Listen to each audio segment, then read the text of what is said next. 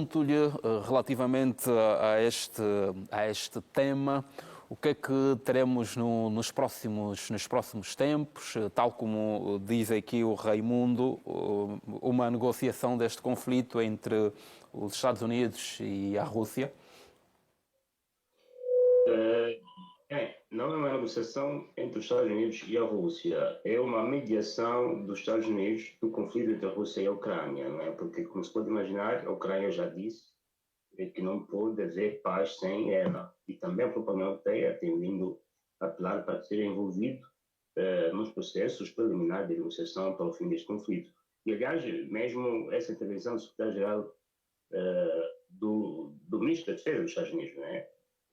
No encontro dedicado ao grupo de contato de defesa de Ucrânia. Ao fim e ao cabo, a sua mensagem foi clara. Né? Claro que ele diz os pontos quase inegociáveis, que o facto de que a Crimeia deve estar fora das tratativas, das negociações, que a Ucrânia não pode, enfim, nesta condição, condicionar a sua entrada para a NATO como condição para se resolver o conflito, e também delineou quais serão os próximos passos no que toca à segurança da própria Ucrânia, apelando a que os países da União Europeia e da NATO, no caso concreto, possam dar maior contribuição militar para a garantia de segurança da Ucrânia. Ou seja, nesta comunicação ele pretendia envolver os países europeus nas negociações. E, aliás, foi dito que quaisquer passos que serem dados não serão dados sem a consultação prévia com os parceiros europeus.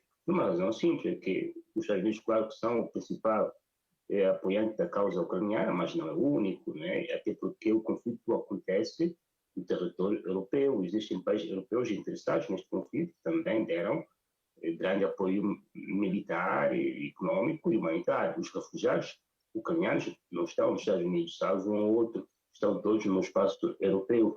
Daí que é uma negociação, os Estados Unidos se apresenta como mediador deste conflito e vai tratar com os principais interlocutores neste conflito, que são a Rússia e a Ucrânia, mas também vai haver o envolvimento dos países europeus interessados neste conflito. Obviamente que no estado atual, muitos países europeus, enfim, um bocado já esperavam que isso acontecesse, né? Mas também esperavam que isso não acontecesse tão rápido assim, né? Esperavam que eventualmente a Ucrânia pudesse recuperar mais territórios para que no espaço da negociação pudesse usá-los como instrumento de barganha. Daí alguns países terem continuado a dar o apoio militar à própria Ucrânia. Também, por exemplo, foi assinado, aqui foi realizado um acordo de 100 anos de parceria militar entre o Reino Unido e a própria Ucrânia. Mas a dinâmica da atual administração Trump é que o conflito deve ser resolvido, pelo menos as notas essenciais devem ser conhecidas nos próximos 100 dias, e neste espaço de tempo muito poderá acontecer. Em poucas palavras, esta semana é a semana quase fundamental, porque, enfim, as notas estão a ser apresentadas, haverá a cimeira, a conferência de Munique sobre a segurança europeia e internacional. Seguramente muita coisa será dita nesta conferência.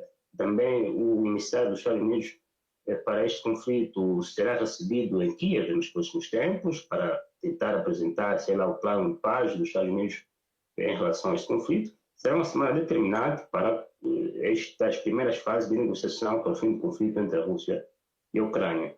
Mas é de destacar o papel dos Estados Unidos e o empenho do Trump para pôr cobro a este conflito. E o princípio de base é que o banho de sangue deve terminar e o conflito deve terminar para que a paz volte a reinar no espaço europeu. Agora, vamos quais as concessões que serão dadas de parte a parte, não é? Porque, por exemplo, se a Ucrânia não entrar para a NATO, isso já é uma condição que a Rússia esperava. A Crimeia está fora da hipótese, e daí os únicos aspectos de negociação serão os territórios que a Rússia ocupa. Eventualmente, deverá haver qualquer acordo sobre se a Rússia vai continuar os territórios a ocupar ou se vai devolvê-los para a Ucrânia, em garantia de que a Ucrânia jamais entrará para a NATO. Porque, ao fim e ao cabo, a razão do conflito foi esta, o receio de que a Ucrânia entrasse para a NATO. E depois veremos se haverá outros pontos essenciais que marcarão a negociação entre as partes. Issao, esta abertura dos dois presidentes, quer da Rússia e da Ucrânia, em termos de uma possível negociação, é um passo fundamental para a resolução deste conflito. Esta abertura que se vê por agora. É uma abertura desde os Estados Unidos, porque entre ambos ainda não há uma ligação direta. Lembramos aqui que foi dito que o presidente Putin terá dito que o presidente Zelensky é legítimo para negociar com ele diretamente. E também o presidente, enfim, também a Ucrânia tem um decreto, salvo se for revogado, que proíbe qualquer negociação direta com o presidente Putin. Daí se espera que essas primeiras fases, esses primeiros passos preliminares da boa intenção para o fim do conflito levem, por exemplo, o presidente Putin a considerar negociar com o presidente Zelensky e este, por sua vez, também aceitar negociar com o presidente Putin. Porque, enfim, no momento da assinatura dos acordos de paz, se houver, estes deverão estar presentes, né? No período que vão enviar os seus emissários.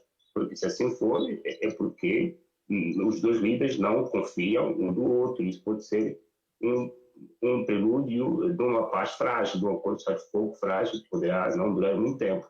Daí que deverá haver concessão da parte a parte, flexibilidade de parte a parte, para que, em sede de assinatura do acordo de paz, possam os dois líderes estar presentes para assinar um acordo de paz, como já aconteceu, vamos dizer, durante as tratativas do acordo de Minsk, né? Mas diretamente entre si não há uma abertura, não há uma comunicação, pelo menos não se sabe que os dois falaram por telefone, né? Mas falam através dos Estados Unidos, e eu, o mediador, mais uma vez, deste conflito entre a Rússia e a Ucrânia.